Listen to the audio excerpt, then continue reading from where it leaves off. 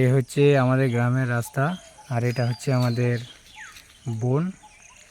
তো হঠাৎ করে এখানে একটা জিনিস চোখে পড়লো, তাই গাড়িটা থামিয়ে ভিডিওটা বানাচ্ছি। দেখো, বনে অনেক গাছ আছে, তার মধ্যে এই সামনে এই গাছটা কিন্তু পড়ে গেছে। এটা পড়ে থাকার কারণ কি, আর এই গাছটা কাটারই বা কারণ কি, সমস্তটাই বলবো। দেখো, ওই দেখো ওখানে কেটে দিয়েছে। এটা দেখে ভালো লাগলো না, কারণ সমস্তটাই বলছে ভিডিওতে, বুঝতে পারবে। দেখো, এই গাছটা হয়তো 2-3 দিনের কাটা। গাছটা যে একদমই কেউ যদি পরে বলে যে এটা কাঠের জন্য কাটা হয়েছে, মরে গিয়েছিল, তা নয়।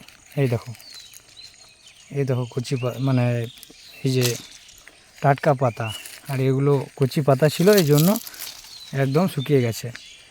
আর এটা কি গাছ, এই ফলটা দেখালেই হয়তো বুঝতে পারবে। দেখো দেখো এটা হচ্ছে একটা বেল গাছ।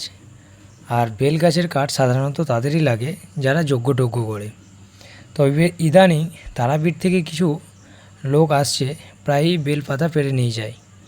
তো বেল পাতা পাড়ার সঙ্গে সঙ্গে হয়তো তাদের বেল কাঠের দরকার হয়েছে, কেননা গ্রামের লোক বেল কাঠ এবং নিম কাঠ পোড়ায় না, আর বেল গাছও কাটে না। তো এসব বেল গাছ থেকে আমরা সকলেই বেল খেয়ে থাকি, খুব ভালো লাগে। বনের বেল সকলেই খেতে পারে। তবে এই গাছটা কাটাতে একদমই ভালো লাগেনি, কারণ এইভাবে যদি গাছগুলো কাটতে থাকে তাহলে এক টাইম আমাদের বনে আর বেলের গাছ থাকবে না। কারণ আমাদের বনে একটা কাজুর বন ছিল, যেটা বর্তমানে দেখা যায় না। তবে এই যে গাছটা কেটেছে খুবই খারাপ করেছে।